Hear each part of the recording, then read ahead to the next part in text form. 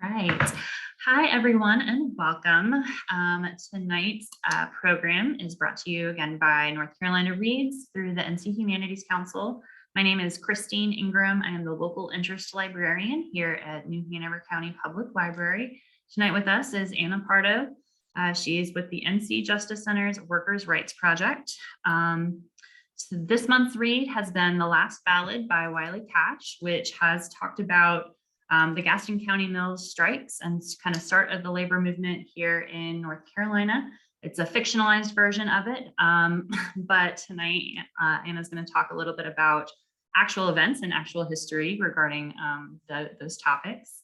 And with that, I'm going to go ahead and pass this over. Just a note, participants, you will be able to, and please feel free to put in any kind of questions or comments that you have in the Q&A or chat boxes, and we'll be able to kind of moderate through those as we go. And with that, I give you Anna. Hey, y'all, I'm Ana Pardo. I'm a co-director of the Workers' Rights Project at the North Carolina Justice Center. The Justice Center has been around for more than 25 years now.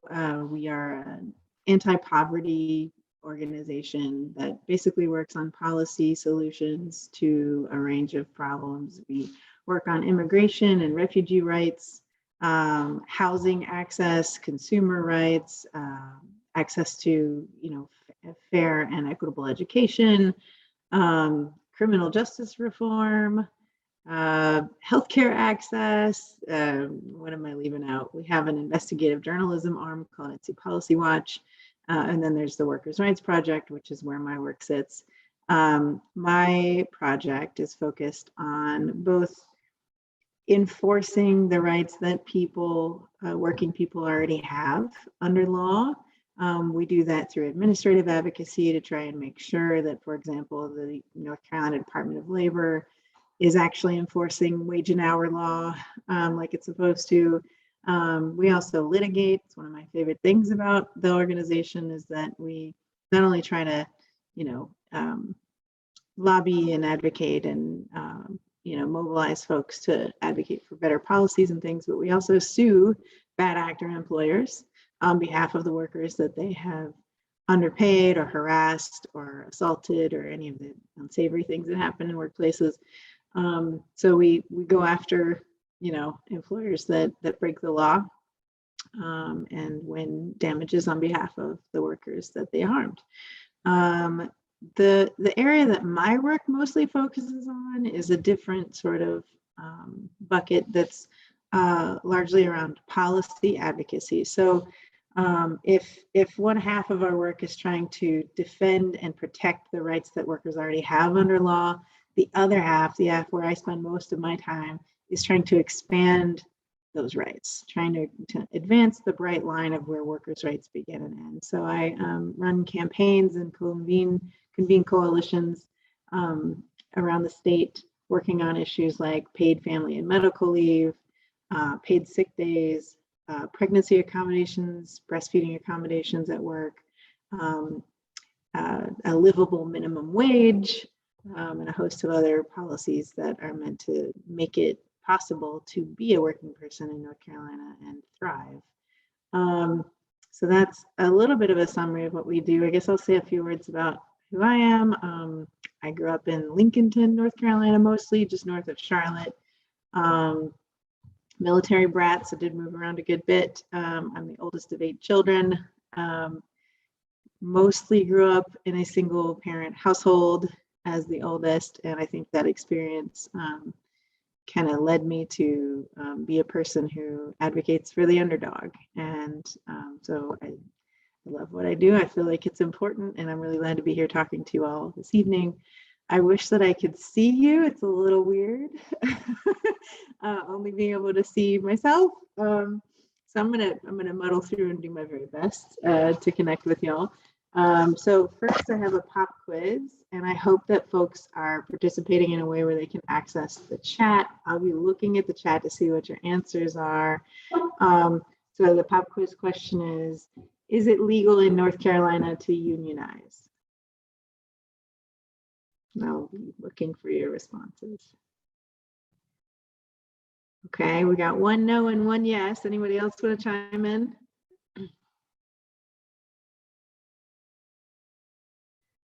Depends. That's a very lawyerly answer, Connor.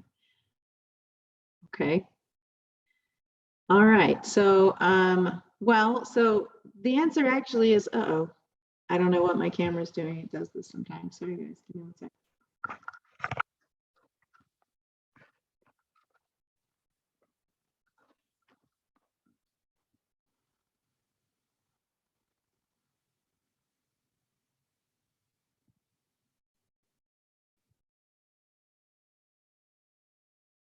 Okay. So I'd say that the closest answer to the truth is that it depends. So if you're a private sector worker, the answer is yes. The only folks that I can think of in the state of North Carolina that are rather explicitly prohibited from collectively bargaining are public sector employees. So if you work for state or local government, you are prohibited from forming a union currently because of you know, the way that our state constitution is written. So in North Carolina, public sector collective bargaining is not allowed. But yeah, everybody else. So if you're a fast food worker, you work in home care, you're an accountant at a private company, you are a widget maker in a factory, or a programmer working for some computer firm, you can definitely form a union and organize. And it's something we encourage. Thanks for chiming in on that, Bill. So I wanted to try to do a very brief but whirlwind kind of tour of North Carolina's labor history. I cribbed this largely from a really excellent exhibit. It's not that easy to view on the internet, but I'm going to share the link anyway in the chat. I'm not going to read this stuff to you. I'm just going to kind of go over the highlights. I don't know if this is something you guys already have in your resource list, but it's a pretty good summary of like different labor victories in North Carolina over the years. So North Carolina's organized labor history starts in, we think 1884 is really the first effort. The Knights of Labor, it was an organization that formed, it was the first labor organization that formed in North Carolina in 1884. Their focus was on cooperatives. They also operated under secrecy because retaliation was such a big concern. And they, you know, they advanced organizing in different shops in different parts of the state. Sorry, when I say shops, I mean places of work. So that's like labor movement terminology. So like the Justice Center has a staff union. We are considered a shop. I helped negotiate our first contract, and I'm very proud of that fact. So what's interesting about the Knights of Labor that's pretty different from what a lot of organized labor has done since is that they focused on a cooperatives model, which means that the company was worker owned. So quite literally the workers owned the company and they would collectively make decisions about what the company was doing. It's a model that's coming back into conversation now, you know, more than 100 years on. It's very interesting and very compelling because it really does kind of upset the model, the predominant model of capitalism, where you've got some folks who have concentrated wealth and they own the company and everybody else just sort of makes a pittance working for it. So like literally we go to work and, you know, our labor builds somebody else's wealth. That's the main model. I hope everybody can see what I mean when I say that.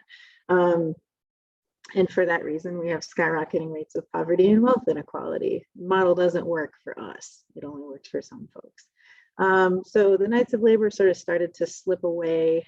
And by the late 1890s, the AFL, maybe chime in, I can't see you, maybe chime in and let me know like with a thumbs up or whatever, if you've ever heard of the AFL-CIO.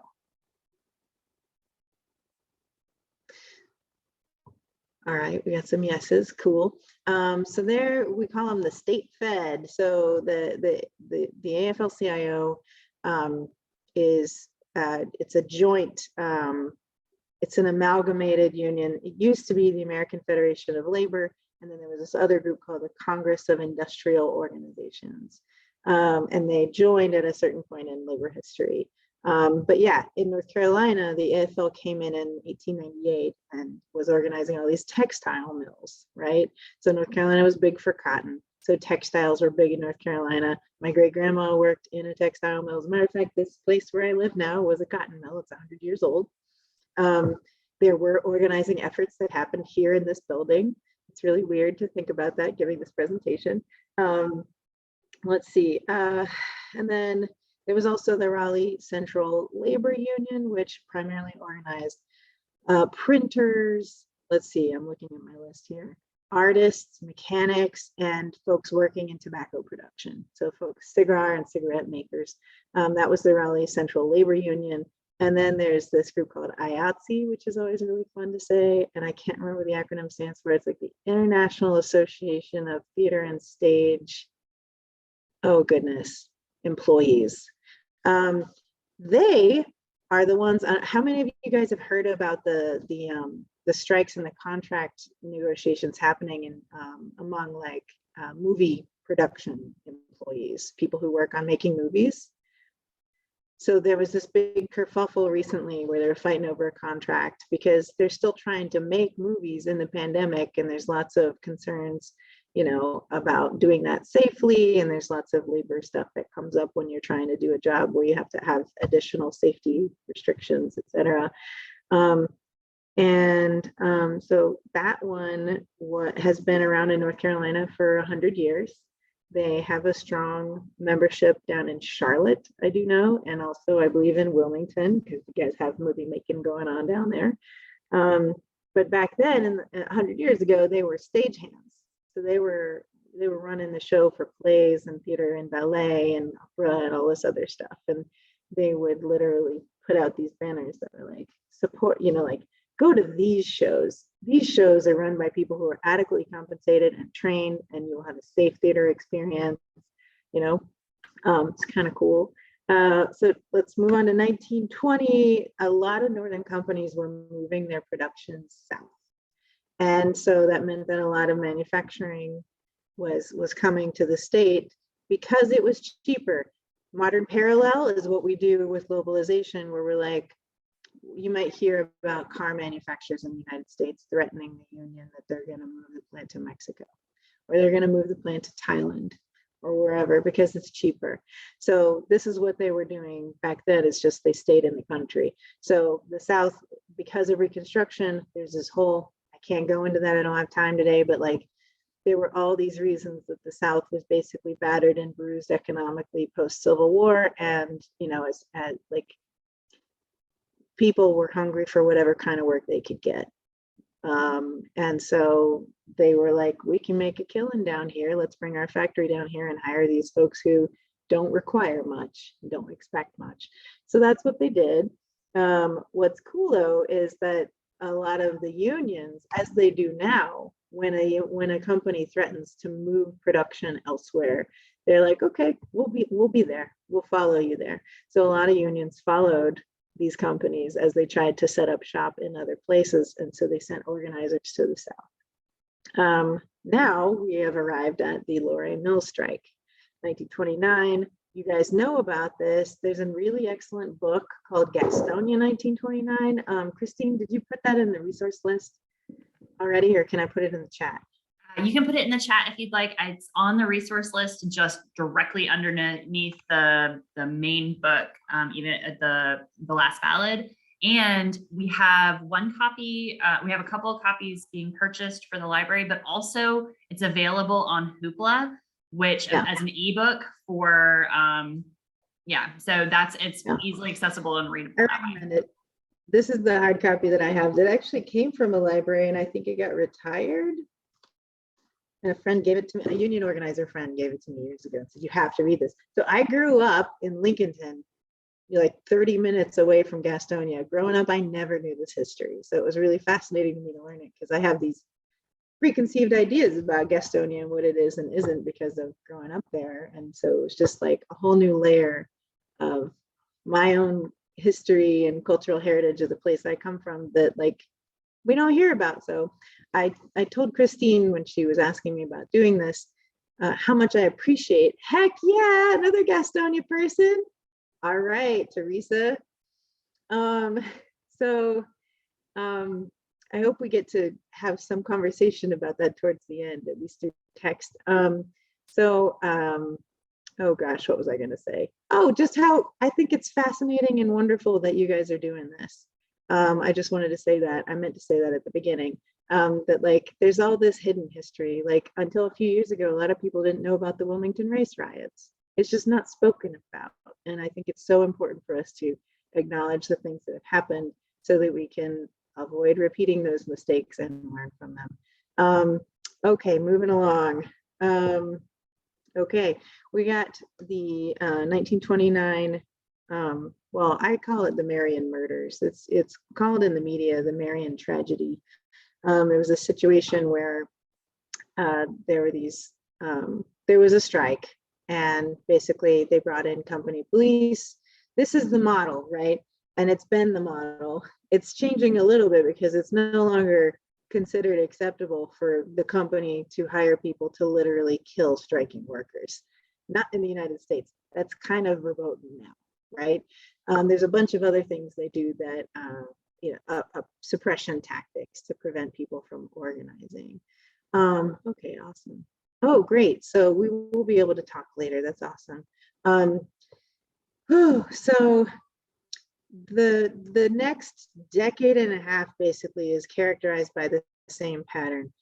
They're pushing workers as hard as they can. We're talking Depression era, leading up to the First World War, and people are just being pushed and pushed and stretched and stretched and expected to do more and more and more, and like treated like crap. These are the days of the company store and the company housing. Like where you had the factory, but then you also had these row houses. My hometown had them. A lot of the towns in our state have these little row houses, and those were properties owned by the employer, so you could live there. The thing that sucks is if you got into trouble with your employer, like you were organizing and they wanted to get rid of you, or you legitimately got fired, or you had to quit the job. You lose your job, you lose your house.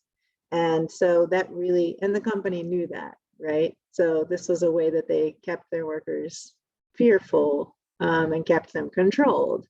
There's also the company story. Y'all have probably heard that song, 16 tons. You move 16 tons, what do you get? Another day older and deeper in debt. I can actually sing, I'm just not singing right now. And the chorus, it goes on to say, like, I owe my soul to the company store. That was a real thing. They would allow their employees to go into debt with them because it kept them in their pocket and it kept them quiet. And they could push them as much as they wanted to. It's really gross when you think about it. So they had all the power. They had people on the hook in these various ways.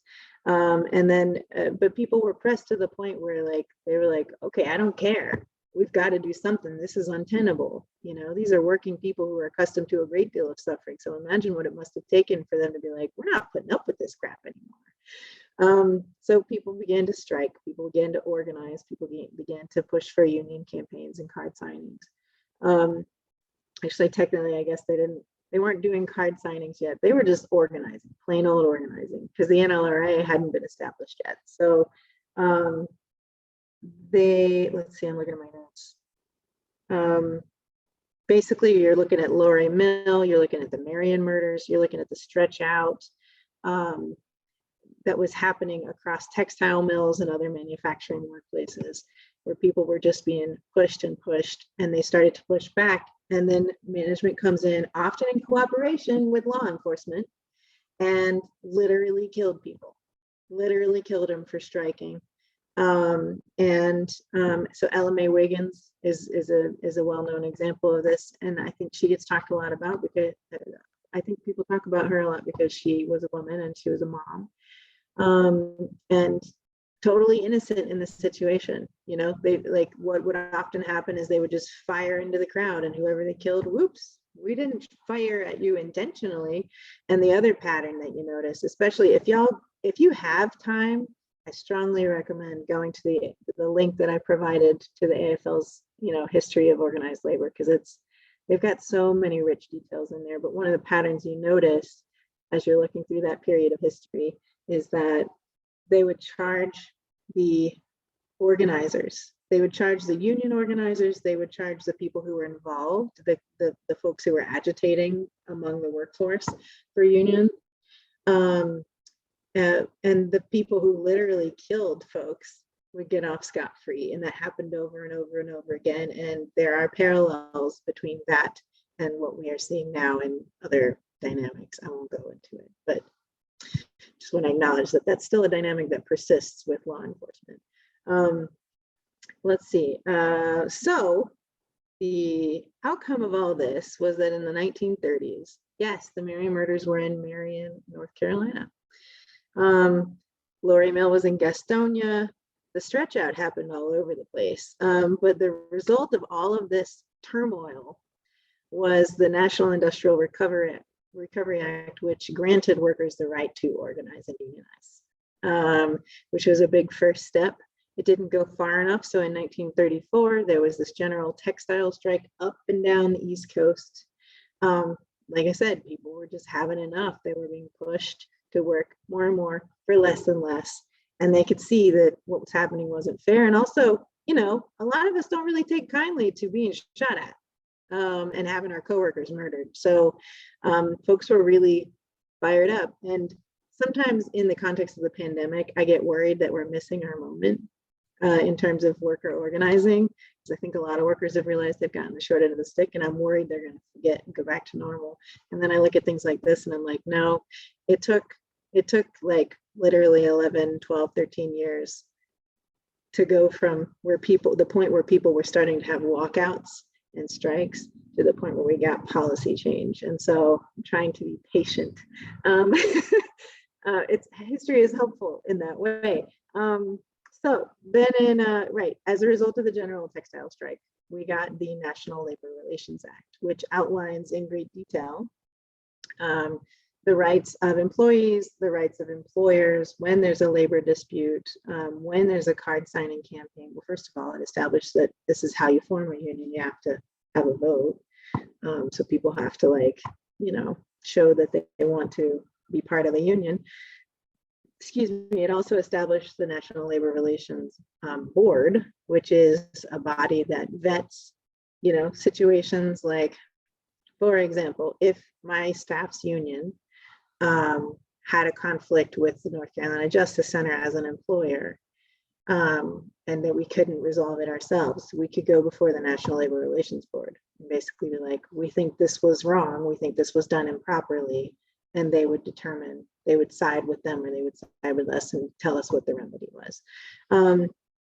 I actually know a restaurant worker, just side note, in Asheville, who was part of a group of people who were starting to agitate because they were working during COVID. This was in 2020, and things were not safe. They were not providing PPE. They were not providing sanitation materials. They were not keeping their own, guidelines about safety.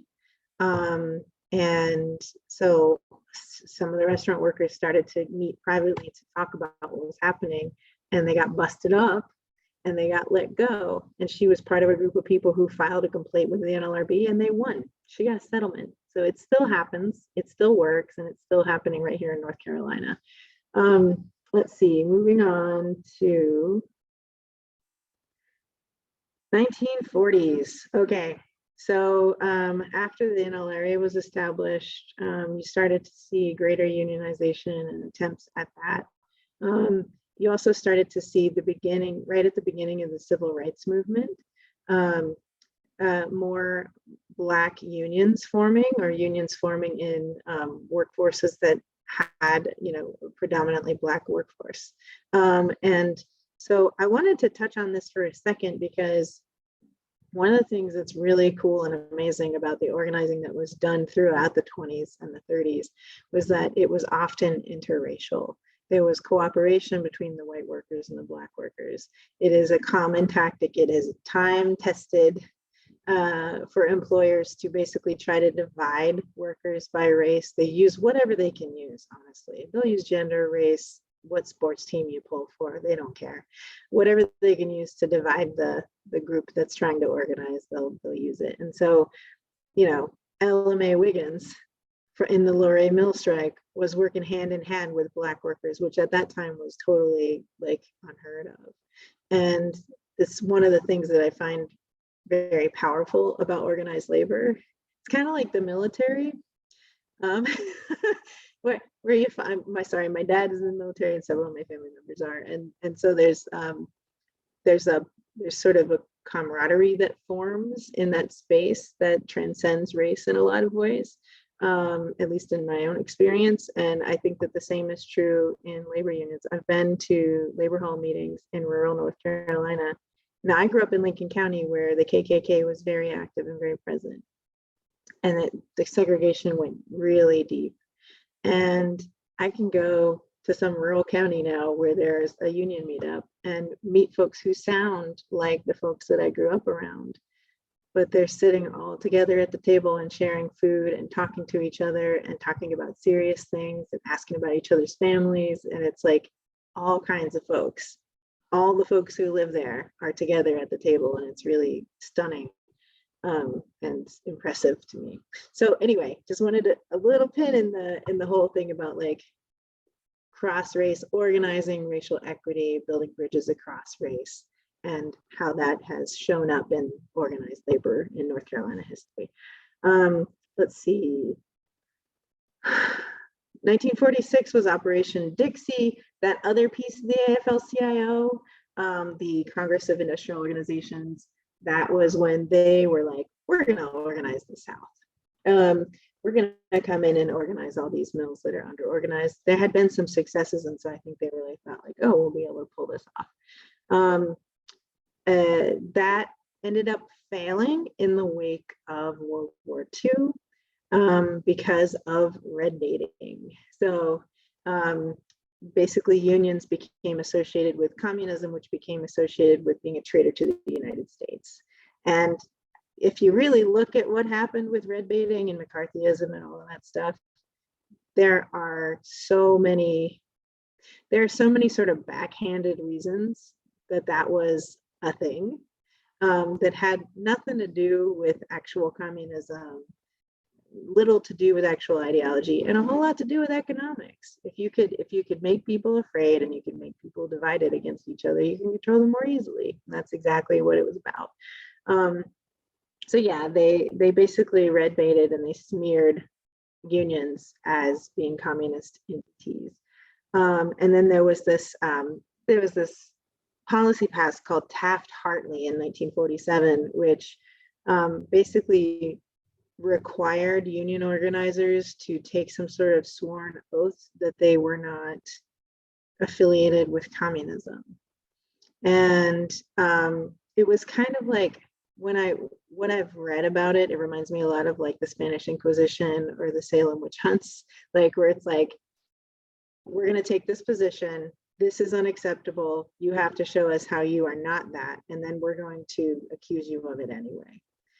And like people were jailed, you know, all kinds of crazy stuff. So let's see. So Operation Dixie failed. Somewhere in there, this Congress of Industrial Orgs merged with the American Federation of Labor. Then we've got, oh goodness. Oh, one of the wins that came out of that period that I do want to highlight was down in Rocky Mount. Y'all know Rocky Mount. I went to kindergarten and first grade in Rocky Mount. The Black tobacco workers in one of the tobacco factories down there did successfully organize under a union. That was actually the city where this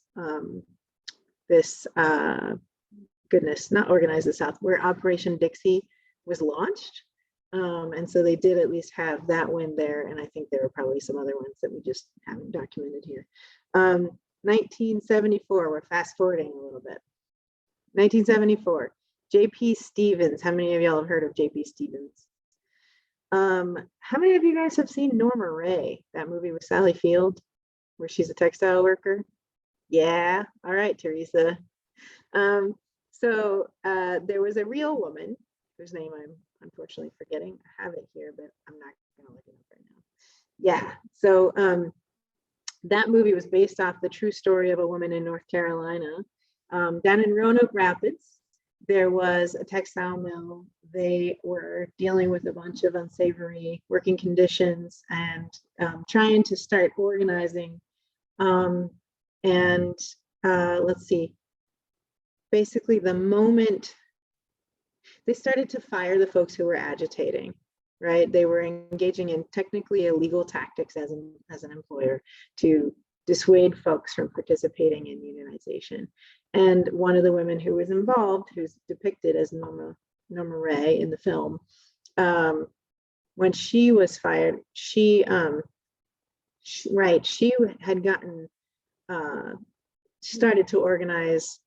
No, she was copying down some communication that management had put out that was very racially disgusting, right? It was some kind of message put out that was basically like, for example, talking to the white workers about those nasty black workers and how you don't want to associate with them. It was some kind of really terrible message that management had put out to try and divide the white workers from the black workers. And she was documenting it because she was going to show other people what they were doing. And they caught her and they fired her. And that's the famous scene from that movie where she gets up on top of her weaving loom and holds up the union sign. That really happened. And then she got fired and taken out of the building. Yeah, that's just another example. Again, comes back to these racially divisive tactics, right?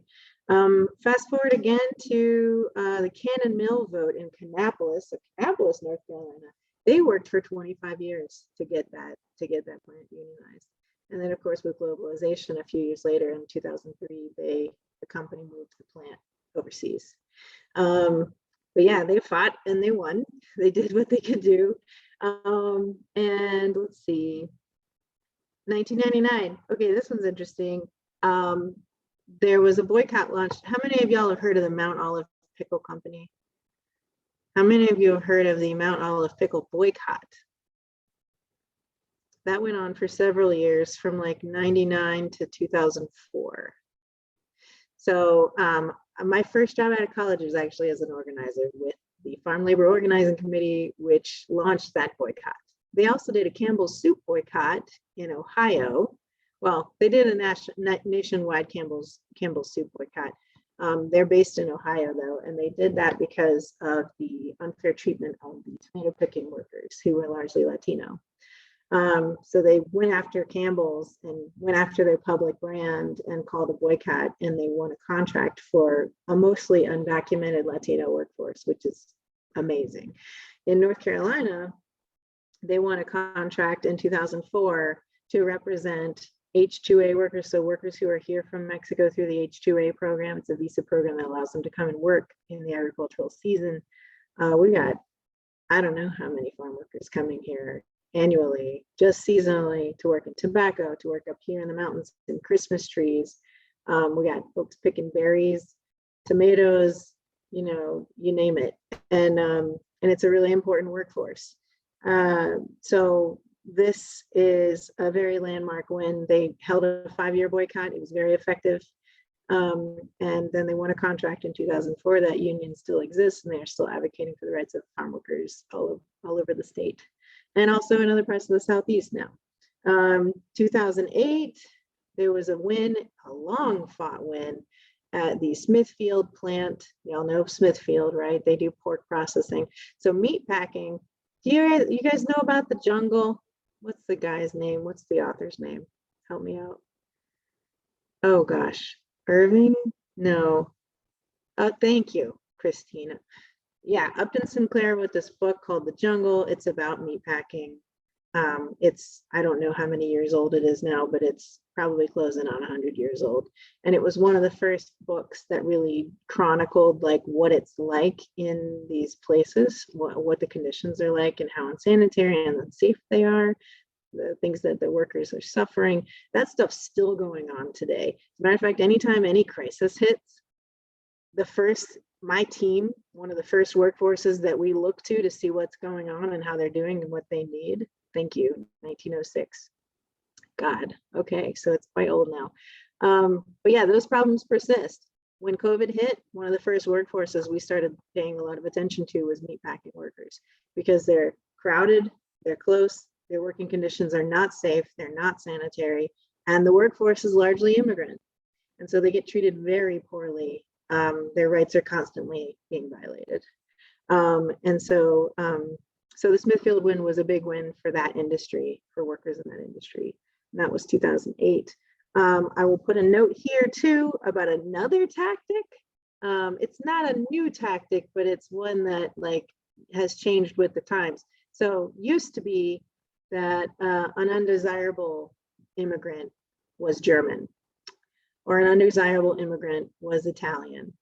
There was a period of time where undesirable immigrants were Irish or Jewish. And I'm sure everybody here is familiar with the idea that now our undesirable immigrant population is largely from south of the border. They're from Mexico, they're from Central America, in some cases from South America. Immigration raids are increasingly a tactic of employers who are trying to prevent organizing. So that was a thing that happened in Smithfield. They would basically send in La Migra as a way to intimidate people and keep them quiet and keep them hiding, essentially, so that they wouldn't organize. Another pop quiz while I'm at it.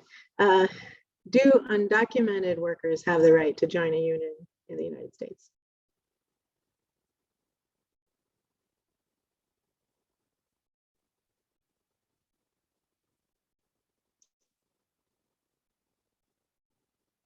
Okay, we got a yes and an I don't know.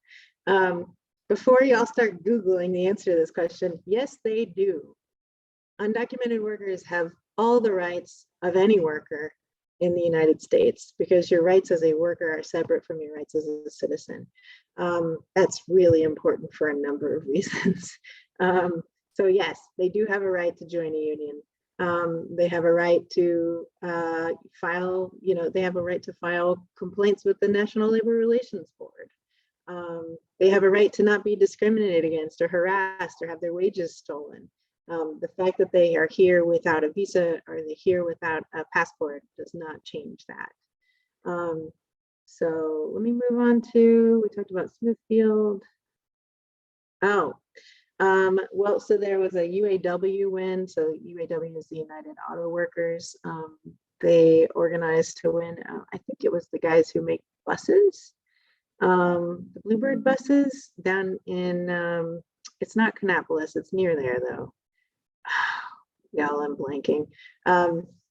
There's a town near Charlotte. It's like a suburb of Charlotte, where there's a strong sort of labor movement, labor union down there that does automotive work. They build buses,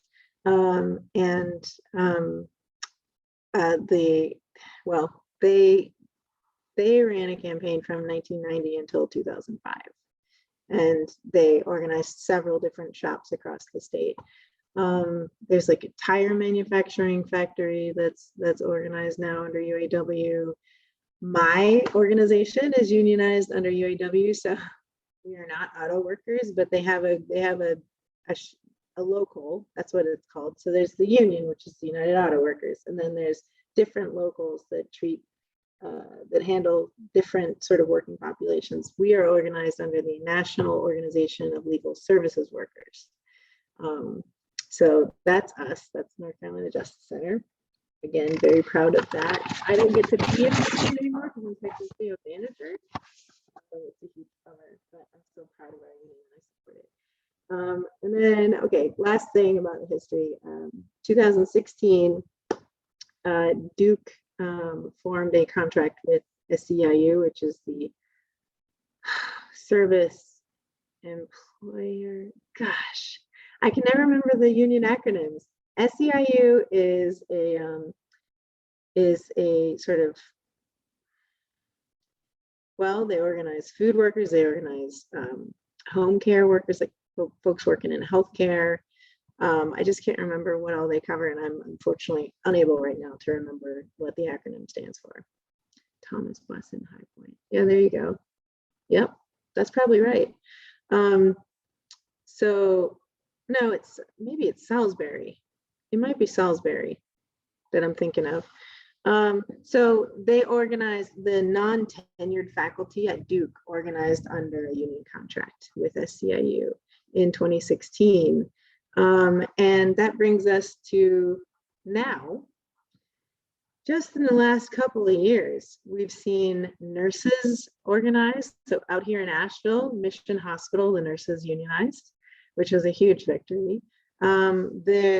There was a recent verdict that certain kinds of healthcare workers who were not technically state employees, but were working in state subsidized facilities can organize. So that's moving forward. Y'all may have heard about the Starbucks win recently. Hold on, I'm gonna send this. So Starbucks workers across the country are working to organize, and we are home to one of the first ones to actually, I think, pull it off. I think they've pulled it off now.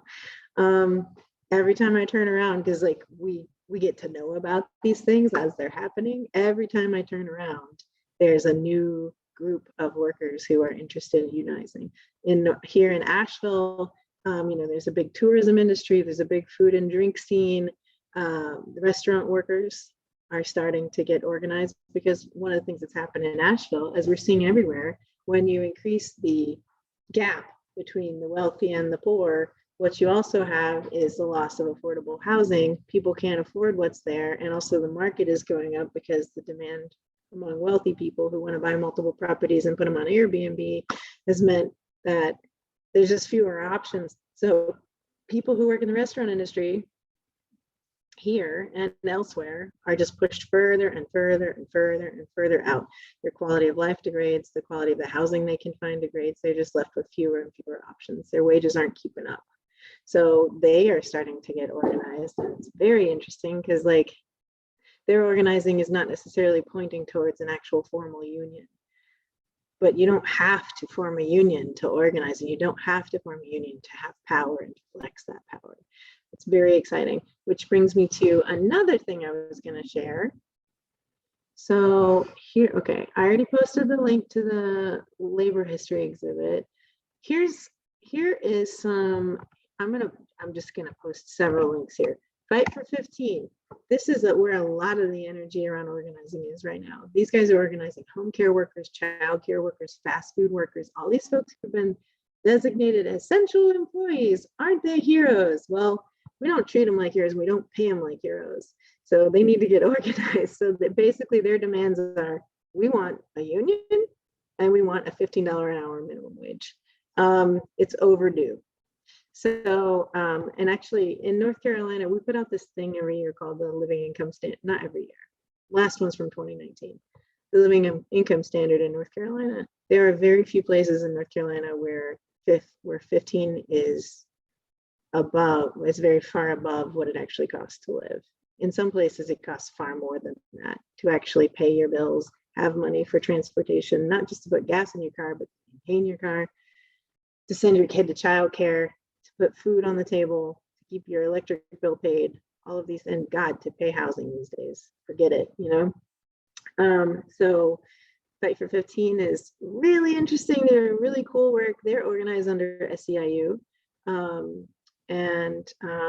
So that's an interesting organizing effort that's going on right now. I would say that they're very successful. They're having strikes multiple times a year. They're getting tons of media attention on the problems that workers are experiencing. A couple of years ago, I went to an event that they did, a press conference that they did outside of a McDonald's, talking about sexual harassment that women were experiencing working at McDonald's.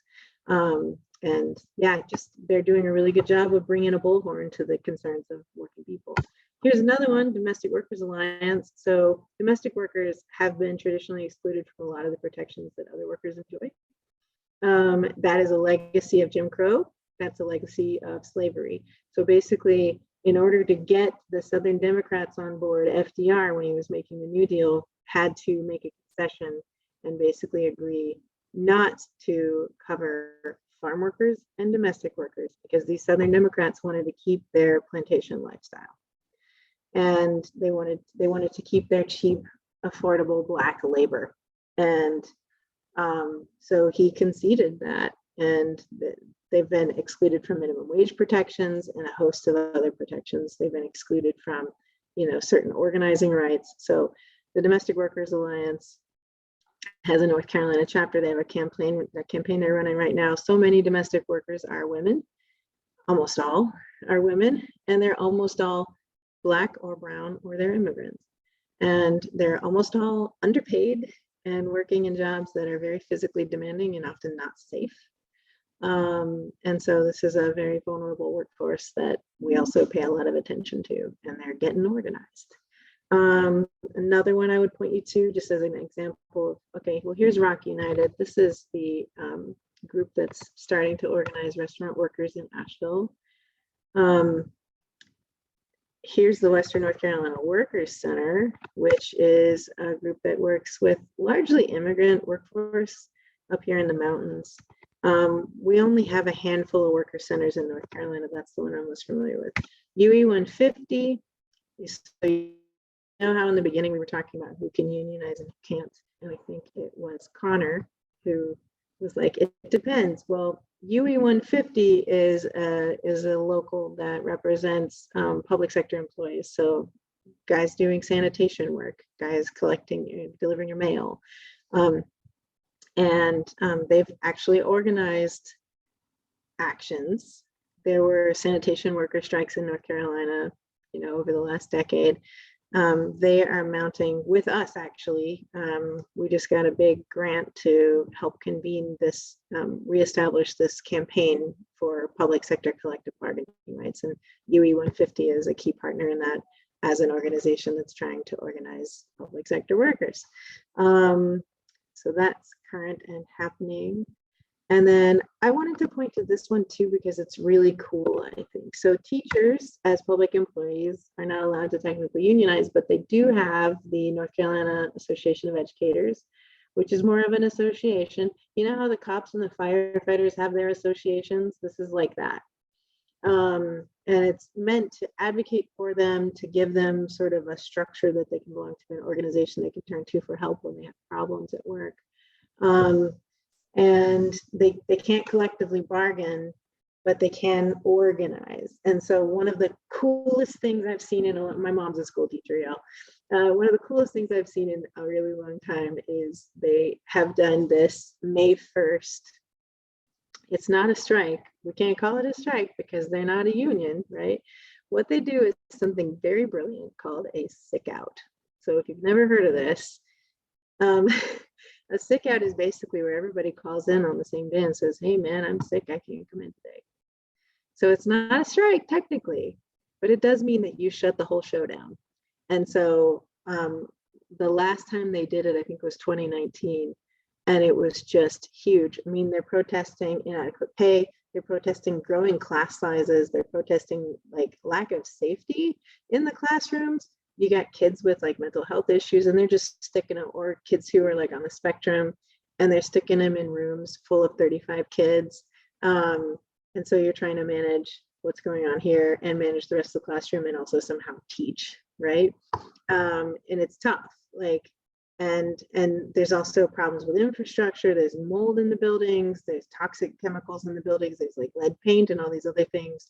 And so like, they have this whole host of concerns that they turned out and protested for, and they shut down almost the entire state. Like almost every school system in the state shut down for that day. And it was like such a flex. It was such an incredible show of power. And it's from people who like genuinely care about the job they're doing and are worried not only about the fact that they're not adequately compensated to survive while doing it, but also the kids they're trying to teach how are they able to do that, do a good job in the situation with the resources they're being given? Old textbooks, I mean, the list goes on. I know a lot about this because I talk to my mom about it a lot. So that's Red for Ed. It's an archived site. And then lastly, I wanted to share with you this report that we put out last year we're going to put out again this year. We're calling 2022 the year of the worker. So we coordinate campaigns on several fronts when different aspects of workers' rights to advance those things. And we're going to be putting out a report later this year on Labor Day that basically shows all the organizing energy that's happening in the state right now, all the sort of growth and expansion that's happening to make sure that workers know their rights and are able to organize to avail themselves of those rights. And also highlighting the policy levers that we need to pull on in order to equalize the situation. I have a couple of other things. Who can tell me? Well, we can go ahead and open it up so people can talk, right? I was going to ask if folks knew about what right to work is, if anybody wanted to volunteer to share what right to work means. Yeah, if anyone wants to share, go ahead and go raise your hand. There's a raise your hand function in here, and I can allow you to talk.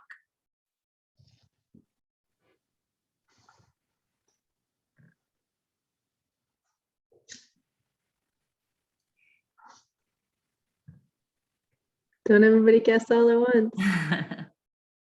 So I wanted to go over this because a lot of folks think that right to work means you can't be in a union, or it means that unions are illegal. So right to work actually means that in other states that don't have a right to work law, if you are applying for a job with a unionized workplace, basically the union can require, as part of its contract with the employer, that anybody who joins the staff, who is a member of the bargaining unit, who's like eligible to be a part of the union, has to join the union. It's a way that you keep the union strong and you prevent people from being what they call scabs. Scabs is a word that's used in the labor movement to denote people who benefit from the work of the union and benefit from the negotiating and, you know, all the ways that the union has strengthened the pay and the benefits that the workers are going to get, but they don't pay any union dues. That's frowned upon. But, you know, in a right to work state, basically you can't require a person to join the union. Like you can have a labor contract with the employer, between the workers and the employer, but it can't stipulate that all people who join who are eligible to be part of the bargaining unit have to join the union. What that does is weaken the unions, and it makes it harder for unions to staff the different unionization campaigns in the state. It makes it harder for them to like keep staff, because our union dues pay to have a paid organizer and sometimes attorneys and other folks who are going to step in and go to bat for us when we have a problem at work. And so it makes it very hard to maintain that when you can't rely on the fact that this membership is going to be consistently paying dues. You're going to be out here trying to solve problems for people who aren't contributing. It's freeloading, let me put it that way. Who knows what at-will employment means?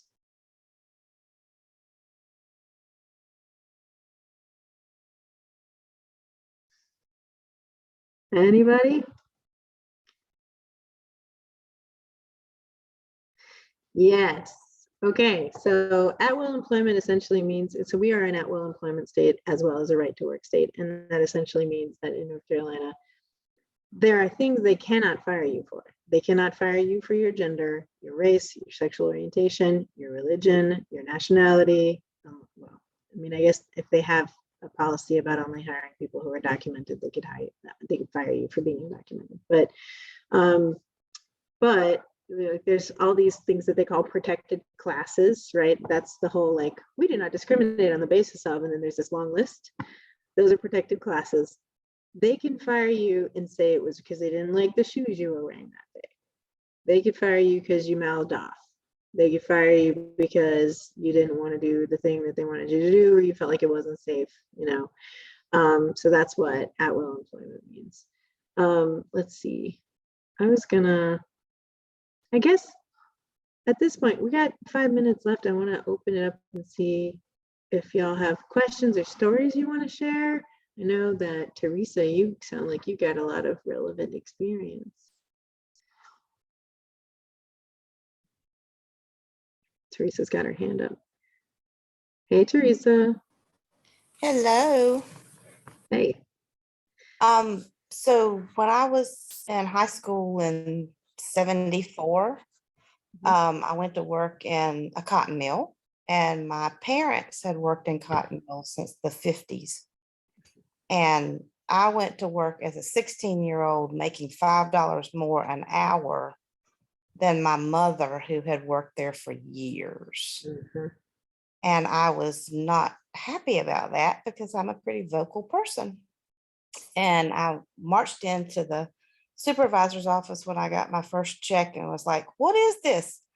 And he looked at me very calmly and said, "I like your family and I like you." And I was dating his son. And he said, "You should turn around right now and leave my office." And I was like, "But," he said, "turn around right now and leave my office." And so I did. And I went home that night and my parents were just livid. They were like, "You're going to make your mom lose her job." So I was silenced. Yeah. Yeah, no, that's real. Well, this is bringing up something else that I want to highlight. Equal pay. Has anybody heard about equal pay days? Let's see, I'm going to send this to you. I'm going to put this in the chat. So it is the year 2022. It still takes Latina women almost 2 years to earn what their white male counterparts earn in a year doing the same job. We're not talking about like, well, yeah, men have different jobs than women and they tend to get paid more because they're computer programmers and women are teachers. It's not that. We're talking women computer programmers and men computer programmers make different amounts of money when you look at the data in aggregate. And if you break that data out further by race, it goes all women in aggregate, all women as a group it takes an extra 3 months or so to earn what their white male counterparts earn in the same kind of work, and it's doing the same jobs in 1 year. And then you got moms equal pay day is sometime in May. Takes women who are moms until May in aggregate. This is not every woman. This is when you take the whole data, right? And then you got Black women's equal pay day in August. You got Indigenous women's equal pay day, usually in September, October. And then October, November, this year it's November, you've got Latino women's equal pay day. The reason I bring this up, Teresa, is because it is a tactic of employers to prohibit employees or discourage employees from talking about what they make. That is a crucial tool in their toolbox to keep us from getting upset and starting to organize. Because if we find out, well, why am I making, 13,000 more a year than you? We do the same job. This is messed up, or like, why am I making 8,000 less than you? Like, or 85 cents less an hour than you if we have a low wage, hourly job. And so it's really important to know that is not a bug, it's a feature of the system that they don't want you talking about what you make. There's actually a bill that's been proposed. Yep. Okay. So Christine says, I had a former employer state that we would get fired if we discussed our pay rates with each other. So there's a bill right now before Congress that would make it illegal for employers to take disciplinary action against their employees or require employees to sign documents, because that's the thing. They'll make you sign a non-disclosure, like swears that you're not going to talk about your salary with your colleagues. That is one of the ways that they get away with paying less if you're Black, if you're female, if whatever. If you're doing the same job as your colleague, you should get paid what your colleague's getting paid. If there's a problem with your performance, that's a different problem. But like pay disparities are rampant. And so it's really important for folks to be free to talk about what they're getting paid, because that's often where the organizing conversation begins. Teresa, you still have your hand up. Did you want to say more? Oh, sorry. Don't be sorry. Connor or Anne or Joni, any of y'all want to chime in? Do you have any questions or any observations? I'd really like to know what you guys are thinking, what you guys think about the book you've been reading.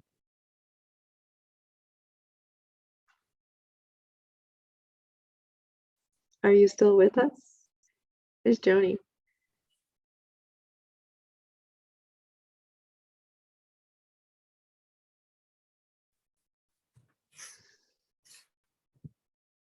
Well, Joni raised her hand for a second.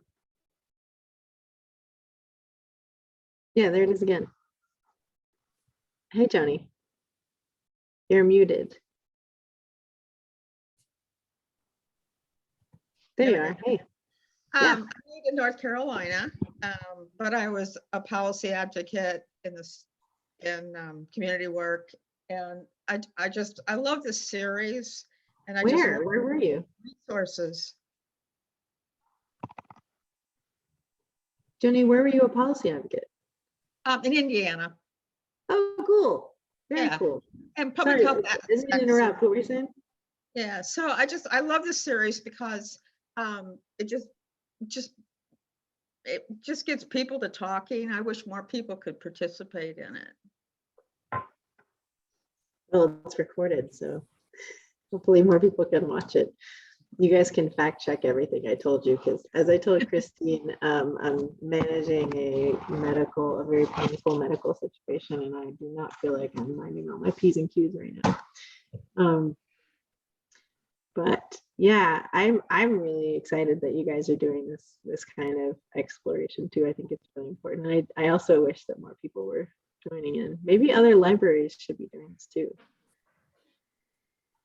Well, the MC Reads book club was designed to talk about different aspects of North Carolina history and culture that are not kind of as mainstream as the rest. And the first book was Soul City, about Soul City, North Carolina, that I grew up, an hour from there, and I studied North Carolina history at a college level, and I'd never heard about it. But I also, grew up in North Carolina and didn't know about the 1898 coup until I moved to Wilmington and actually actively studied it. And so they are doing a really good job of really kind of spreading out different aspects of North Carolina history. So it's been a really cool program to get involved with and to, to explore and learn with everyone. Yeah. I appreciate you guys being here. I guess, do those of you who are participants in this call, do you still work? Are you retired? Feel free to chime in the chat. Teresa, what kind of work do you do? Or you can just talk. We can just have oh, cool. That's awesome. Librarians are holding up the world between y'all and teachers, man. Oh, gotcha. Unemployed by choice or not, Connor?